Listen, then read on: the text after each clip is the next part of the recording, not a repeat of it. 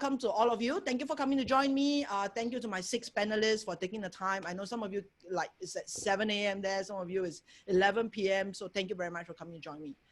The second thing is this. I'm going to introduce all of them one by one. And then I'm going to get them to introduce themselves a little bit and share also with you, like, what is the circumstances like in their own country. Okay, so we're going to start with ladies first. So I'm going to start with Tracy. Tracy is in Los Angeles, USA. And she's been, I think, in lockdown for about 5 weeks now, a partial lockdown. And here's Tracy to share with us more. Yes, in LA County, I guess we are considered under the safer at home guidelines. So it's kind of a partial lockdown. We are allowed to go out, get groceries, do essential things, go to the pharmacy. Non-essential services are all shut. So, all my colleagues are doing their own at-home haircuts and trying to, be self-sufficient in various ways. Schools are all shut. A lot of schools have done distance-based learning. So my kids are getting homework from their school and having to submit it online. And, generally life is, I guess gotten much simpler in the sense that, there's less activities. We don't, go out and, do the usual, like sports and other extracurriculars. So, we stay home, we cook, we do gardening, and, life is all right. It's just different. Okay. That's great. Any questions that you guys have for Tracy? Like, if you want to know anything about what's happening in the States, how is life, how is it like, what's the conditions like? Just type me the questions or raise a hand and I will give you guys the mic. You can ask any questions. Any questions at all, people? Okay, so then we'll invite the next lady, Myang. Myang is in South Korea. Can panelists ask questions? Yes, please, go ahead. Oh, I raised my hand. Yes, raise your hands. What's your view on these protests that are happening at the moment? Every time I read my Financial Times, there seems to be these people protesting that they shouldn't be on lockdown in the United States at the moment. Yeah, I guess, there's, freedom of speech and many diverse opinions here in the US. And I think a lot of people, are supportive of, measures to be safe and, keep the rest of the community safe. And I think there are also others who are very worried about the economy and, rightly so. I think a lot of companies have been very hard hit, my company included. And, the economy has definitely suffered from, sports and events and gatherings and, commerce businesses all being, affected. So, I think there's definitely a strong desire to return to normalcy. It's just a question of, is it going to be safe? And I think most people are still, I think in the majority feeling like we should stay at home a little longer and be safe. Other questions? Any questions from the attendees? Yeah, I mean, it's meant to be more like a dialogue than a webinar. So just text me if you have a question. If you want to ask it verbally, just tell me that. Yes? Okay, if not, then I'm going to move on to the next lady, Myang. Myang is in Seoul, South Korea. Oh, you have a question to ask Tracy as well? No, just saying hi. Sorry, I apologize. Okay, yes, sorry. So hi, Myang is in Seoul, South Korea. She's just gone back to work 3 days ago. And she's here to tell us how is it like. And especially, which is something that I was really shocked, that South Korea is like the only country to bring the COVID-19 virus cases down without compulsory lockdown. So I was like, wow, okay. So maybe Myang can share a bit more with us. Hi, everyone. And I'm very happy that the election day is over now. It was on last Wednesday. And everyone was quite worried because for election, most people have to go to the office and, the things like that. So the government was preparing very hard to flatten the curve. And it was like 2 meters away, and hand sanitizer, facial masks, gloves, and everything. And the day is over. There's no more COVID-19 positive people. So I'm quite happy and, well, relieved, actually, relieved. And from Monday, I'm back to work. I was on a train, I was on a subway, and although everyone was wearing a facial mask, I was happy to see other people. Well, they are strangers, but I was happy to be outside, not to stay at home. Okay. So any questions for Mia? Any of you want to ask questions? Panelists too. Panelists are allowed to ask questions. I had a question here in China. Okay. When we went back to work, we were kind of, in many cases, we were sort of given the choice. You could go back into the office or you could work from home. Or it was sort of like you could go back to the office maybe 2-3 days a week and then spend a few at home. How is it in South Korea? Is the idea that you still have that flexibility, or are you kind of expected to go back into the office place? Oh, flexibility, it's very flexible, and it depends companies to companies, because some companies have a system, but some small companies don't have a system. So people, yeah, and well, I think staying at home is recommended. It's still recommended, but it depends on the system. So small companies or some companies, the workers, they have to go to the office. But the thing is that everything is recorded. So if there's a problem, then the government instantly knows what the problem or where the problem started. So we have a basic trust from the government. So people move, but we don't actually worry. Well, the thing is that if a problem happens, the government will help instantly. Okay. I think we have some questions from Hussein and from as well as Hua Yuan. So I'm going to give Hussein the mic. Okay, Hussein, do you want to ask us your question? Yes. Yes. Thanks for having me, and a great initiative. What I wanted to ask what do you think South Korea did differently, as they never had to face the situation like others where the country had to go in full lockdown? And now that you mentioned that the situation has controlled to some extent completely, so are you also open to international travel, and do you face the risk that you have people coming from the other side of the world? So how would you, face that challenge? Thank you very much, Hussein. So over to you, Mia. Well, first of all, we don't worry. I mean, we are not completely relieved, but we don't worry because everything is open. The data is open, and we have a trust that the government is not hiding anything.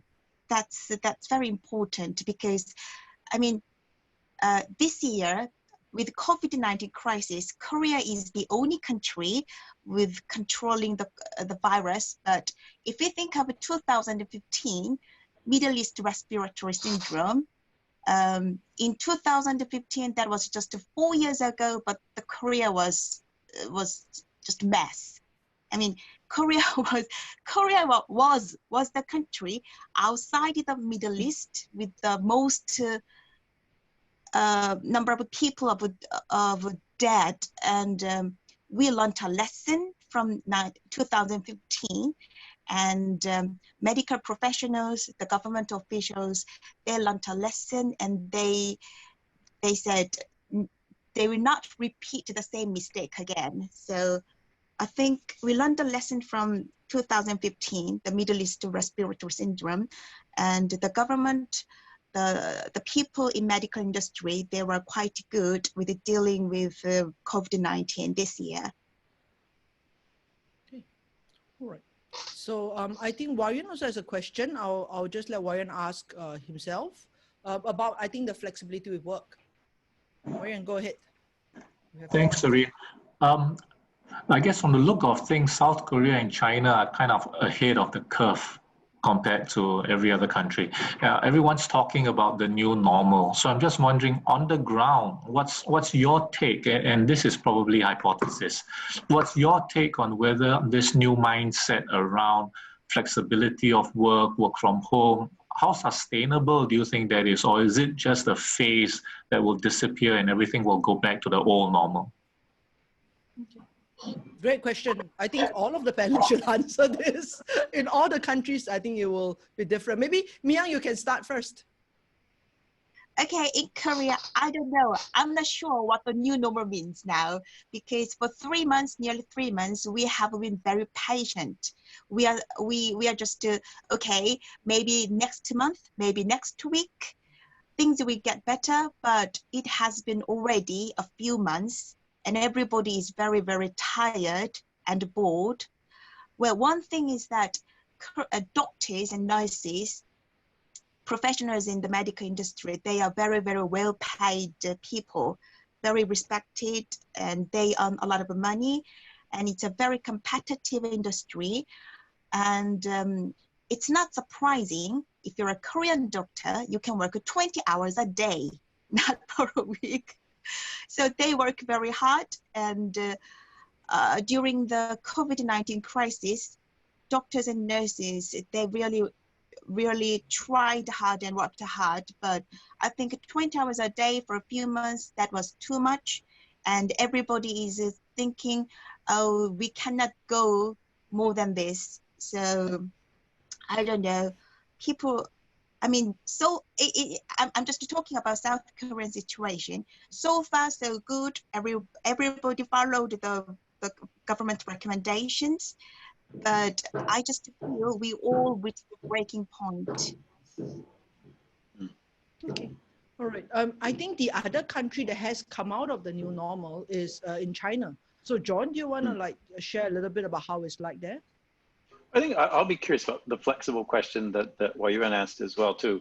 Prior to this, just using firsthand experience, we've always said in our company, if you want to work from home, if you can get the job done, you can work from home. Right? That's always been on the officially what could happen. Everybody's always come into the office. I think I may be the one who abuses it the most and works out of my office. But it's been interesting since we've come back. Our head of IT got on the phone yesterday and said, you know, I commute like 90 minutes every day, one way. So he's 3 hours back and forth, so he gets a lot of reading done, right? But he said, you know, in the future, I think I'll just work a lot more from home and I'll come in when I have to be there face to face. And we said, yeah, that kind of makes sense. I think you should do that. And it'll be interesting to see what will happen on larger companies, because companies like P&G, some of the bigger banks, a lot of the offices have tried to do things like flexible desks, flexible hours, work from home. And by and large, nobody does it. Like if you say you have a flexible desk, come in and sit where you want to sit, people put their stuff there and they work there, and they try to come in at 8 in the morning if they have to make sure they get their desk.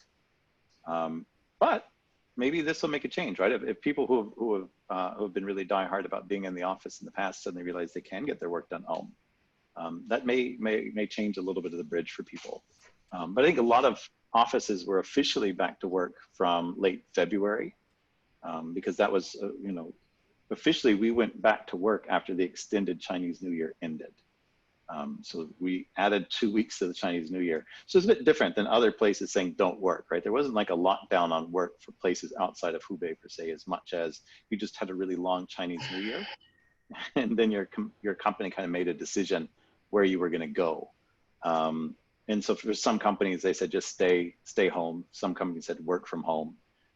Restaurants, a lot of them opened up and started doing delivery. And then really around the beginning, middle of March, depending on the situation of each region. So, I think somebody asked a question on our smaller group yesterday, what happens when there's a spike? So, I mean, we had things where like gyms and restaurants would open and then close again, but they've been open for delivery for some time.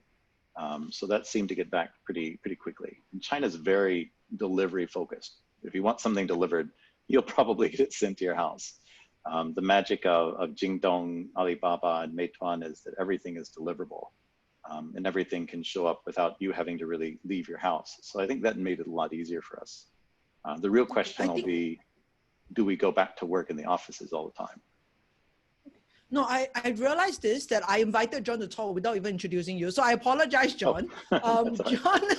John is, he's based in Shenzhen, China. He's been there since 2003. He's been through the whole COVID-19 crisis. And for those of you who are not aware of this, Shenzhen is the city outside of Wuhan with the most number of coronavirus cases. Hubei. So Hubei province itself is its own special demographic. Yeah. So Shenzhen is the city outside of Hubei with the most coronavirus cases. And I think John has been working at home and only just came back to home 2 or 3 days ago. Yes. Okay. And came back to work. Yeah. So yeah, only came back to work 2 or 3 days ago. Okay. So I think I'll introduce the other two of them as well, and then so that they can also answer this question about whether there'll be more flexible working hours. So Lee is here with me in Singapore. He's a HR leader. He is stuck with me as well. We've just only experienced 2 weeks of not sure if we are in lockdown. Okay, so that's for those of you who are not in Singapore, they are refusing to call it a lockdown. It has all the signs of a lockdown. We can't leave the house. There are no shops open. All the parks are closed, but nobody is calling it a lockdown and nobody's allowed to call it a lockdown. So that's the situation in Singapore. And Javier, the gentleman in the orange room, he is in Spain and he's been in lockdown for 6 weeks now and still has another 2 more weeks to go. Okay, so Lee and Javier, who would like to speak first? Would you like to speak first, Lee? Or you want Javier? Yeah, sure. I'm off mute, right? Yep. So, yes. Yeah, like lockdown or no lockdown. I mean, we all know we're under lockdown, just don't use the word. We have circuit breaker, advanced circuit breaker, premier circuit breaker, super special circuit breaker. We will get there. Yeah, I mean, I share a lot of what John was saying in terms of just ways of working or so on. I've spent most of my career in consulting, so working flexibly. It's been pretty normal for me, but I really like the question just around, do people think this will still be the case, flexibility when we move forward beyond this scenario? And I think very simply, any company that forces their employees to go back to normal after this is not going to be in business in 5 years' time, right? Very simply, all of us employees, and I put my HR hat on, everyone's been talking about flexibility, but no one's got it right, as John points out, because there's just not been that culture or that belief, right? I mean, fundamentally, it comes down to managers saying, well, how do I know they're working? That's the entire reason why flexibility doesn't exist. And so I think it's going to be fascinating because now 90+% of the workforce have just discovered, hold on a minute, I can do my job from home and I'm more productive. So why are you going to force me to come back into the office? And I think combining that with just some business economic practicalities of, like everyone's got their offices in downtown Shanghai or downtown, Singapore or London or whatever else. Why do you need 10,000 people in that office? If you can actually move your workforce, you're going to have a competitive advantage as well. So I think it's going to be fascinating. Companies may force people to go back to the new normal in the short term, but I think employees will then say, hold on a minute, no, and leave and go elsewhere. So I've just launched a poll to ask people if they prefer to work from home or they don't prefer to work from home or they're not sure. Let's hear from Javier. Javier is also a independent management consultant, and he has I think been working from home. What do you think, Javier? Well, I totally agree with all your ideas, and especially what saying Lee. In our case in Spain, we suffer a lot. In fact, we are one of the countries where we have more contagious, more diseases, and near to Italy. So we suffer a lot, and I think this affects a lot all of us. And my point of view, thinking about working from home, that I think that we are not enough prepared. In fact, if I can remember, I think the statistics says here in Spain, only 10% of people, of companies work from home. So for us, it was a great change. This situation of COVID was a great change, and we are not used to work from home, and this is a real thing. In the future, what's going to happen? I don't know really, because I think a lot of people are thinking here in Spain that we want to continue with our regular normal life.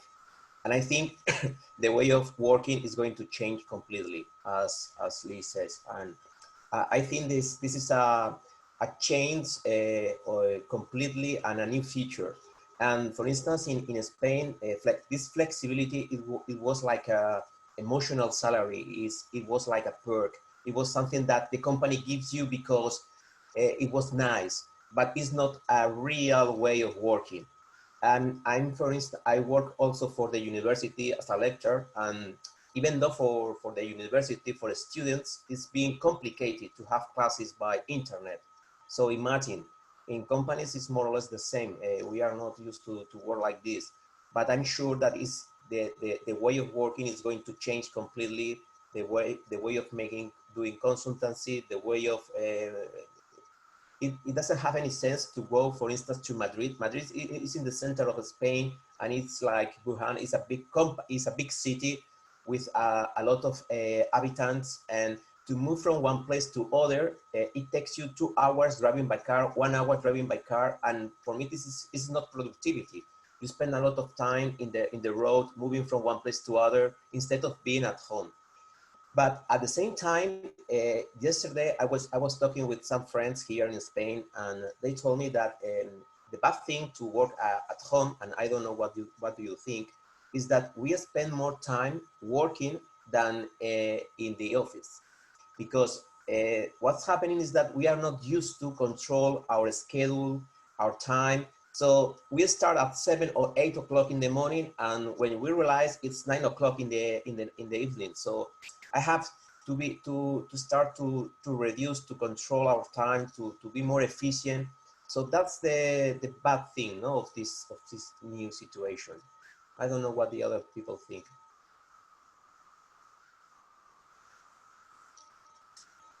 Yes, so I've just also launched some questions to the people. I mean, what do you find that you've gained from working from home, and what do you find that you've lost? You know, so I mean, for those of you who are attendees, just type it in. If you want to talk and you're like, oh, I want to say this, instead of typing it in, just tell me, you know, give me the mic and I will pass it to you.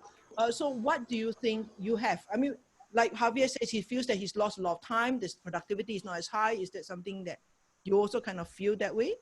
And I think another thing that we also kind of feel, at least for myself, working from home, is this huge struggle to manage household responsibility, you know, with kids, with, you know, other dependents, and then work responsibility.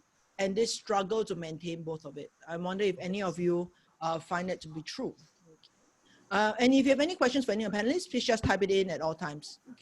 So yes, so, I mean, I think, Tracy, you are the one with the most family members in your house. So, Tracy has, you know, in-laws, kids, everybody's in the house with you. So, do you find it a struggle to maintain, you know, household and work responsibilities? And I think you don't have any helpers with you, right, there in the US?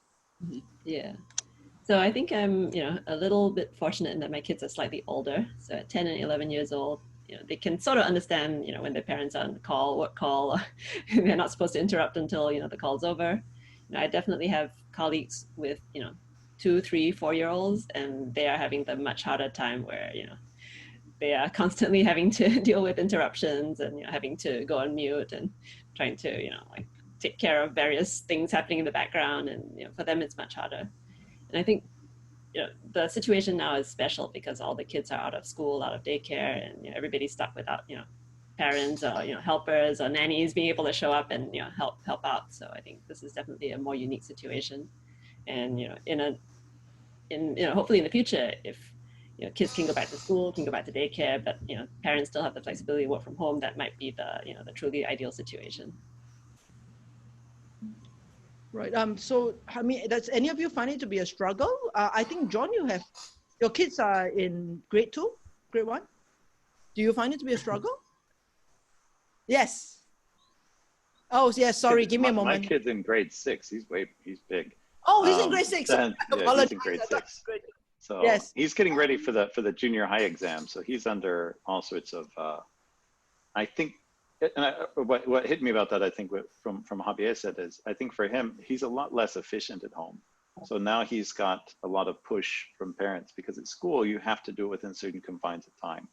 And when you're at home, like I find him sacrificing his finishing early in the day to play, to take lots of little breaks during the day, and not really probably get as much playtime in as opposed to time he's spending sort of doing preparation for tests.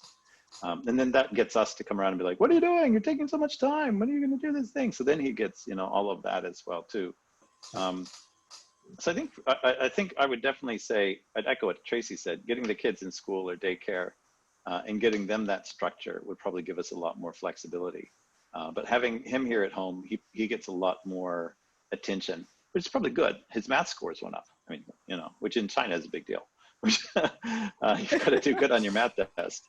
So, I mean, it's been good for him probably academically to have us around. But I imagine his stress load has gone up, and our stress load goes up because I'll leave the office and I'll walk out to the living room where he's working, and I'll be like, oh, this is chaos of papers that go everywhere. So I like Lee's point on work-life integration. How do you teach work-life integration to your 12-year-old? So that you're sitting there sort of saying, okay, everybody's integrated, because it's a hard enough thing for adults, but for a preteen, it's a big challenge. I think it'd be good for him though. I mean, this is his taste of being a bit more independent before college, and he gets it when he's 12. So there's a lot of people who turn 18, go off to university and have no idea how to sort of regulate that amount of freedom. So, I mean, for those of you who are listening in, attending, if any of you want to share how it feels like for you to be, struggling with at home, with work, just like, raise your hands, and I will. Does any of you want to share? Because I realize a lot of you have typed in. I think this is a pain point for many of us. Okay, so Federica wants to raise her hands. Just give me one moment, Federica. Yes. Let me get a technical thing up. Okay, yes, Federica, come share with us. How was it like to be schooling your kids from home? Okay, as I said, as you know, I'm from Italy, so here we are in lockdown, and everything is closed except pharmacy and supermarkets. So we have food every day and everything, but everything changed. So we stay home. We're not supposed to go around. We can use cards and everything. And I am a researcher, so independent researcher. So I work from home, and this is as usual. Few things hasn't changed for me, basically. But I have my daughter at home. So this is slightly a difference because I had to help her doing her homeworks. Usually she spends like some hours outside in the gym and everything. So she's at home all day, every day. This is fine because they have school around some lessons. So they can keep going with their learning procedure. How old is your kid, Federica? Is she older, younger? She's 12. Oh, she's 12. So same age as your kid then, yes. So she can manage by herself, or you have to manage her still? No. She manages herself very well. Okay. But you want to trade? I'd be happy to give you one who doesn't manage himself. Yes, yes. So after this, can you please kindly conduct your, child trafficking offline? This is recorded and on Facebook Live. No, just kidding. Yeah. So, I mean, what is your biggest take from this? Trying to manage home and work. What is your biggest lesson, Federica? But you need to be very time managing, able to manage your time very well, but and do multitasking. At the same time, you have not limits, so you can keep going on and on and on without anyone say that you need to go home, or you know, you already at home, and you do your things and you keep going doing it.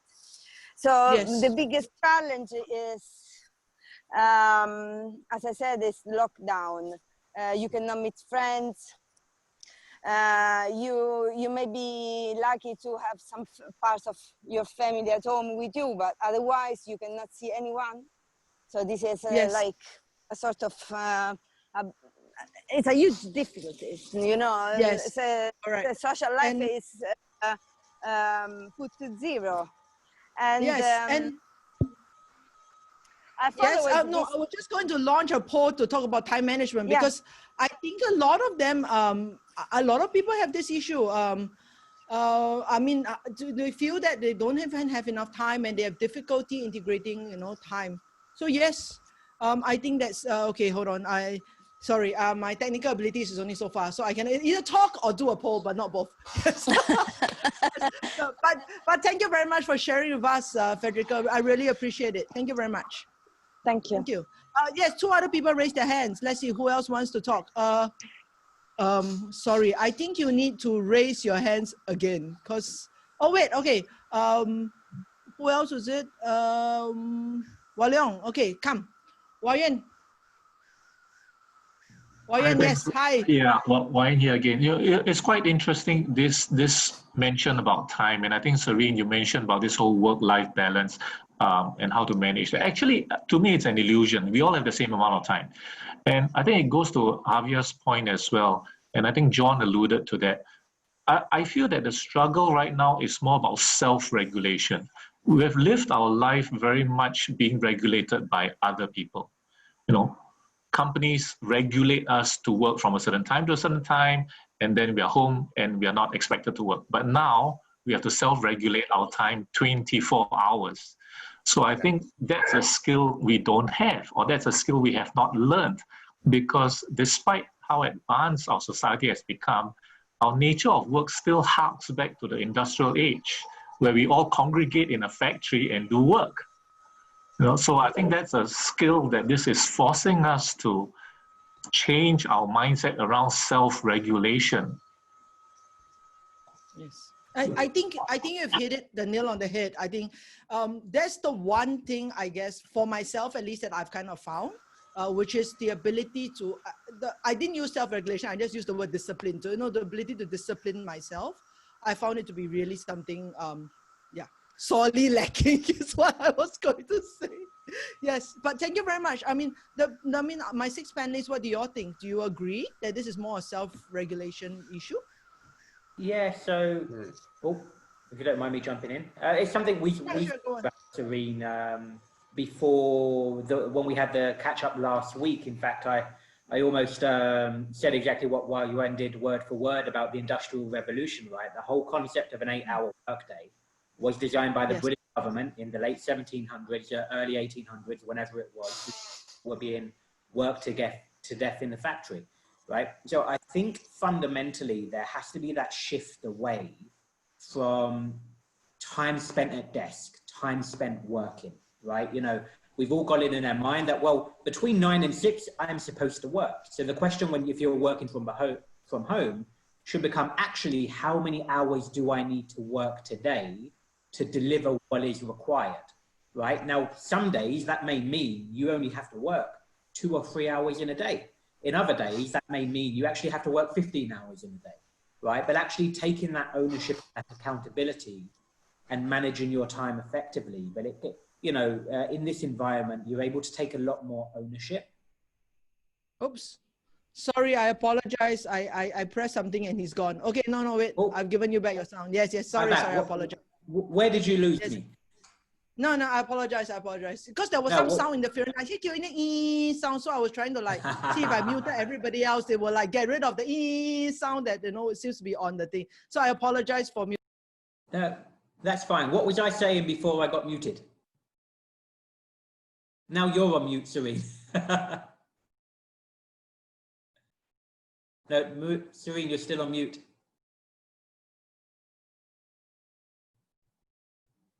Yes, no. I was saying that, yes, I muted myself as well because I don't know whether there was a sound coming from me. But what you were sharing is, it should be every day how much work you have and how much time do you need to spend to do that work. Yeah, 100%. And that's just where we need to take accountability as individuals, right? Like, if you've got 5 hours work to be done today, there's no rule that says you have to do that between the hours of 9 and 6. You could do 2 hours between 7 and 9 and 3 hours between 7 and 10 in the evening, right? Just focus on the deliverables and the accountability. And I think in addition to what I was saying earlier about the move to flexibility, it's also that management structures have to shift towards, it doesn't matter how many hours you spend working, are you delivering what's required? And that's the shift that really needs to happen. It needs to come from both the employee focusing on, well, I'm just going to do what I need to do in order to deliver, and then the companies incentivizing that behavior as well, because there are plenty of people who spend 10 hours a day at their desk. We know they're not working 10 hours. Okay.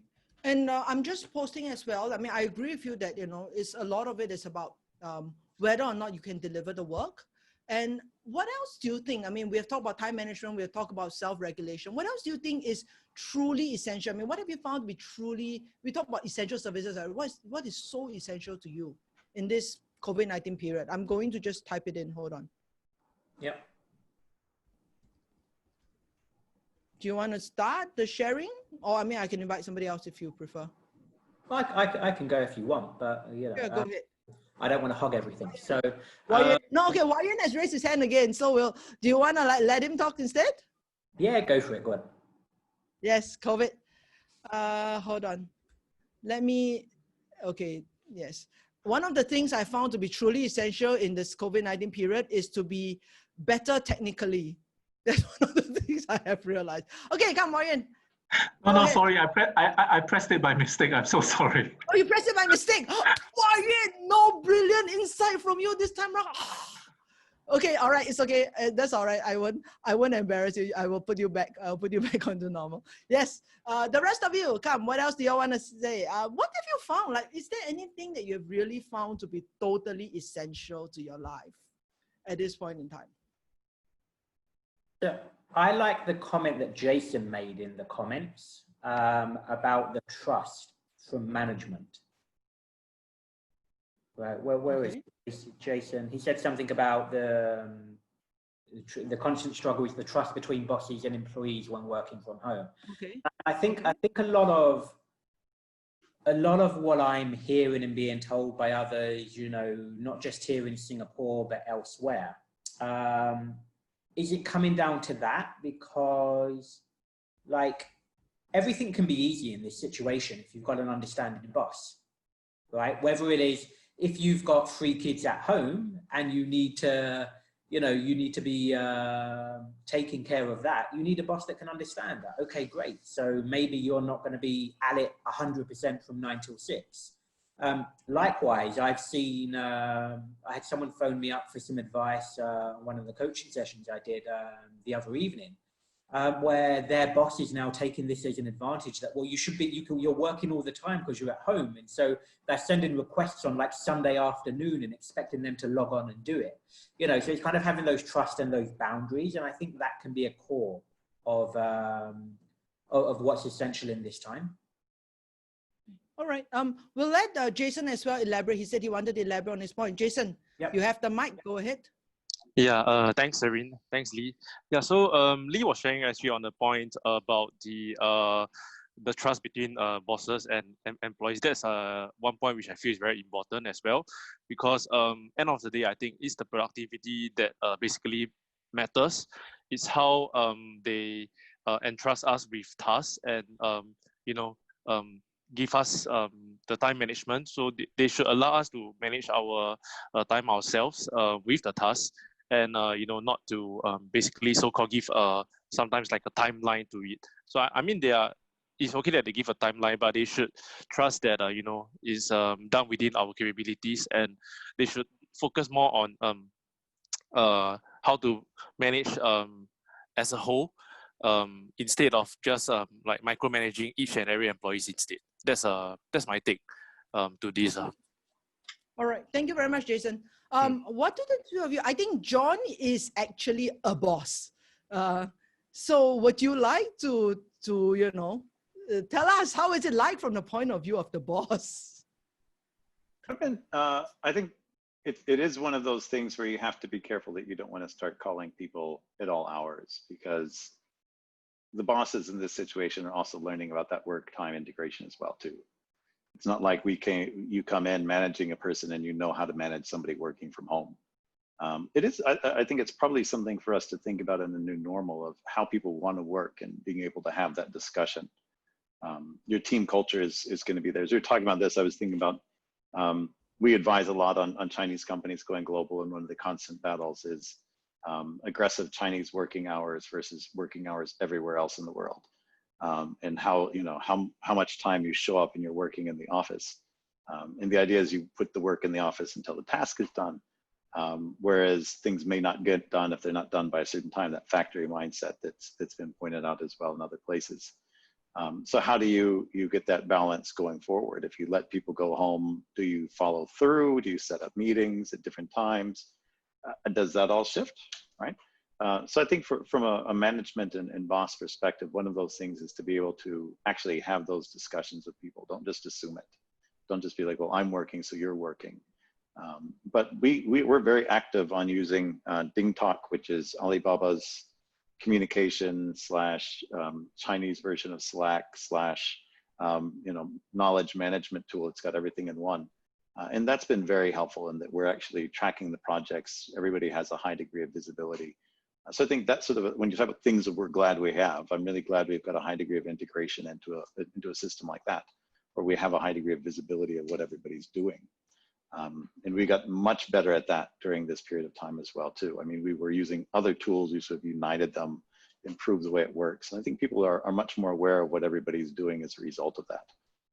So I think I would encourage teams, if you haven't done something like that and you're going to be working with people in this new normal, find and create those platforms that everybody can be in touch with each other.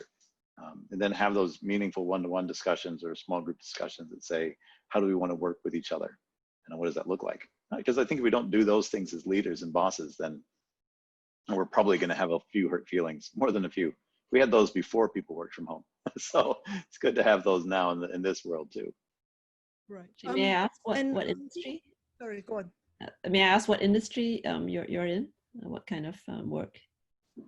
So we're in the consulting field as well too. So our target is for organizations that are going global. We're based in China, so we work a lot with Chinese industries that are either via merger and acquisition or directly putting in offices overseas, sort of going global and helping them be more successful in that process, which is interesting work, right?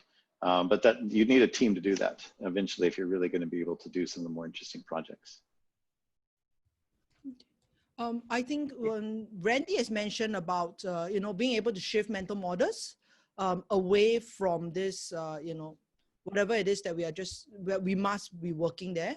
And I wanted to know if how many of you feel that we are able to replace, because I was just talking to Winston, he says cannot replace online, must be face to face.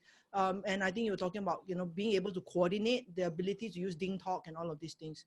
How many of you feel, I mean, do you how many of you feel you can actually replace? How many of you feel no, you cannot replace, must be in the office? Maybe Javier, do you want to talk about it? Because I think Javier was sharing that in Spain everything is face to face. You wanna share more? Javier, hold on.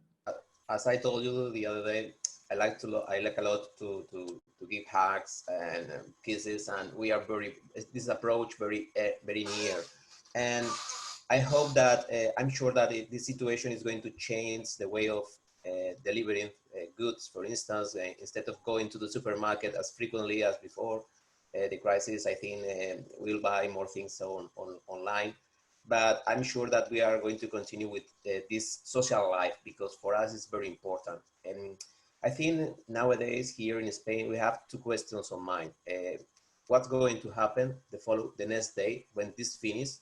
What's going to change in our social life? We'll have the possibility to go to a restaurant, and how is it going?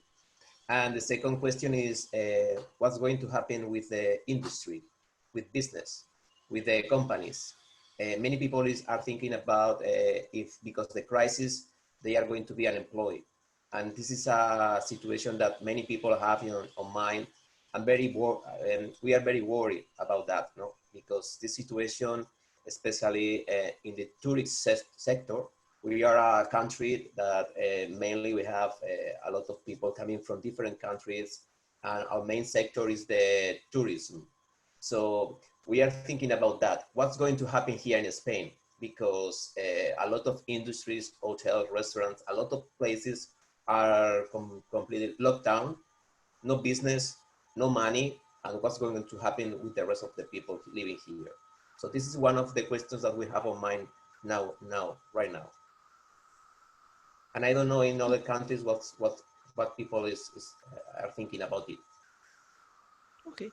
Maybe what we can do is I will invite Myung to talk, because I think Korea is one of the most highly connected societies. I mean, they have like the degree of online connection is incredible. Would you like to, tell us more about it, Myung? What do you think? Sorry, let me unmute. Is it okay? Can you hear? Yes, can you hear me? Yes, yes.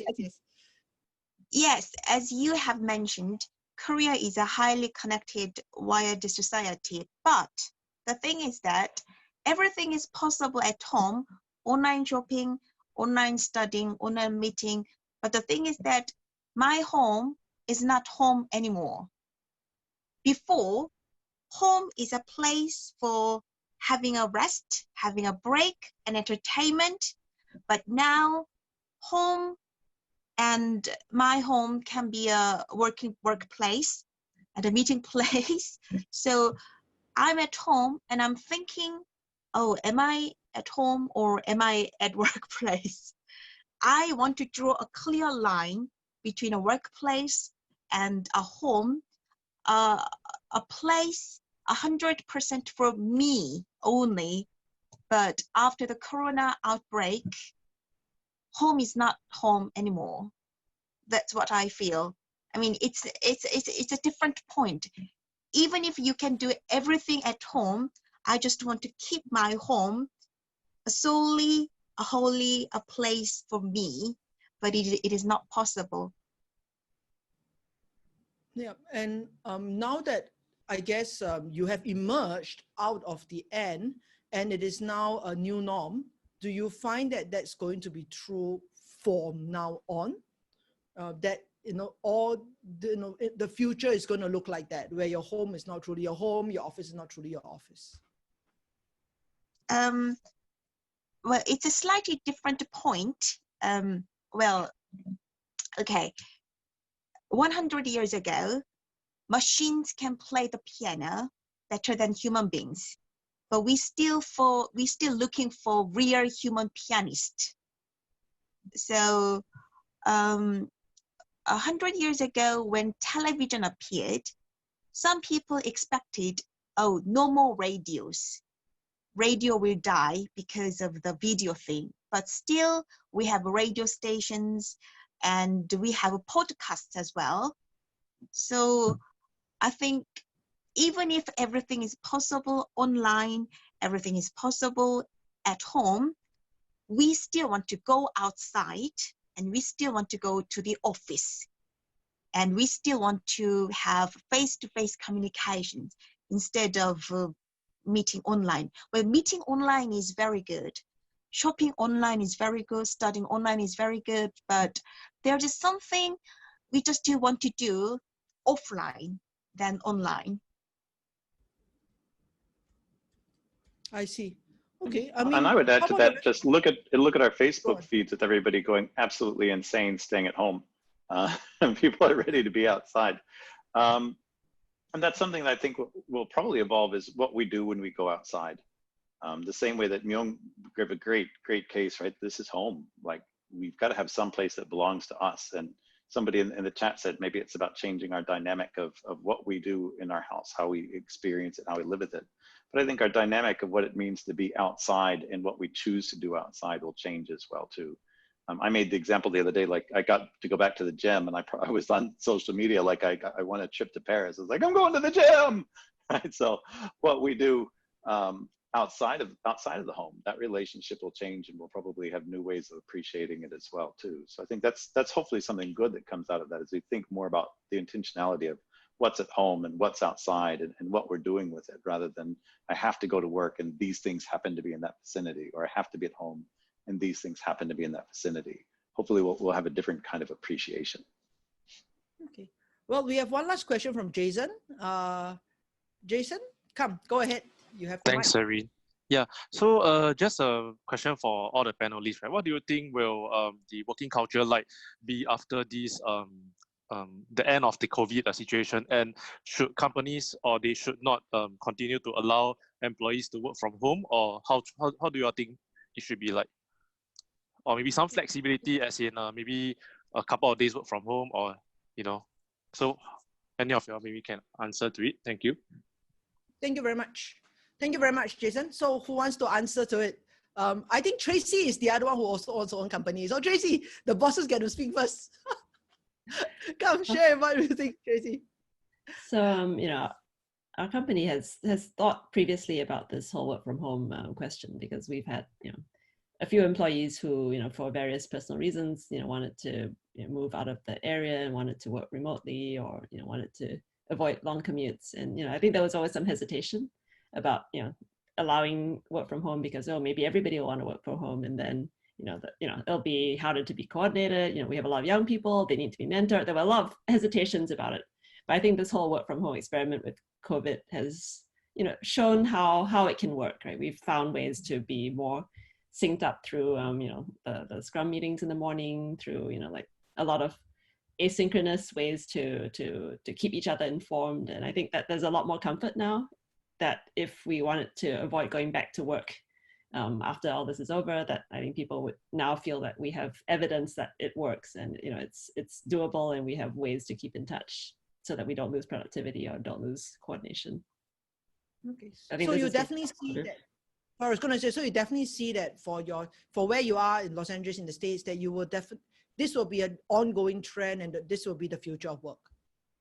I believe so. I think that there's definitely, I think many companies will probably not be in a rush to get back to working in an office, and have seen the benefits of having that flexibility. Okay, all right. I don't think we'll eliminate the office completely, but I think that there'll definitely be a lot more comfort with letting people work from home more. Okay, all right. Thank you very much. How about the rest of you? Who else would like to speak? Lee, do you want to talk about it? I know you have like passionate views about this. Which quite the work life. I've got to be careful what I say. Jason works for my company, so. He's gonna come and demand. Whoa, I want to work from home now. Right, but I actually hired Jason a few months ago. So Jason knows if I get my way, my strong belief is in 2020, time and attendance, time spent at a desk, time spent at whatever is irrelevant, right? Any business that wants to succeed, forget about working from home or anything else, just first and foremost, any business that wants to succeed has to focus on productivity, right? Productivity does not mean being busy for a certain amount of hours. Productivity is, do people deliver tangible outcomes that add value to the organization? And when organizations and leaders and managers and whatever else start looking at things in that way, that will fundamentally change. And this could be the catalyst for that, because employees have historically kind of gone, well, okay, yeah, maybe I would be lazy if I'm working from home. Or, a lot of people haven't had the opportunity to show that they're productive. But you just have to Google the research. For 20 years, research companies in HR have been telling you that employees are more productive if they work from home. They've been telling you that the best way to get your team to perform is to set effective goals and measure them on their deliverables and not on how they actually did a specific act. And so I think that's how this should be moving forward, and the shift that should happen, because I think a lot more employees are not going to just accept the status quo because they now know. I mean, I did a big meeting with my department last week, and there are people who are 50 years old who've never worked from home on that meeting going, hey, I've saved 3 hours. I'm getting like so much more work done. What the hell do I have to come in the office for? Like, no. Like, you know, I want to work from home moving forward, and I'll come in the office when I need to, because actually I'm going to get more done. And so it will almost be employee-led, because employees are going to self-select themselves out if employees don't change after this. Okay. How about, you know, I've just launched a poll, and some of them, one of them said that it depends on the country. Do you guys think that will be true of all the countries? Like, for example, Miang, I know there's a lot of, what is the word for it? FaceTime, you know, the necessity to be in the office for the boss to look at you in Korea. So do you think that in Korea, people will start to work from home in the future? I think it depends on the company. I mean, Korea is a one country, but it depends on the industry. It depends on the company. It depends on personality. Well, I personally want to go to the office, change the atmosphere. I need fresh air. So I just don't want to work at home. I personally don't want to work at home, because home should be a place 100% for me. So after the COVID-19 crisis, I just want to go to the office. No more online shopping, no more online meeting, but it's my personality. Well, everyone is different. Every single company is different. Every single industry is different. So I think it depends. It depends. And I would say here in China, I don't see it being the standard way of people working. I think there will be companies where that will be adopted more than it is now, but there's at least, you know, I work a lot with Chinese tech. And the idea is, let's fight a battle together, right? And you can't fight a battle together if everybody is off at some other battle pitch, you know, fighting wherever else, right? We got to have the army in the same room, in the same place. And that's an important part of what gives people that sense of unity and pride in where they work. Now, do I think that's going to be 24/7? We're always at the office anymore in the future? I doubt it. I think people will take that flexibility more. But I think, you know, we talk not with Jojo Liu, right? Or Ling Qi is actually what we really say for tech and entrepreneurship in China, which is from midnight to midnight, 7 days a week. And we typically do that together. But I would imagine that more likely people will be saying, I'll be doing my 9 to 9, 6 days a week, or midnight to midnight, 7 days a week with time at home, and doing it remotely. And I think that'll increase, but I don't think it'll be the norm. I think it'll be the thing that happens from time to time.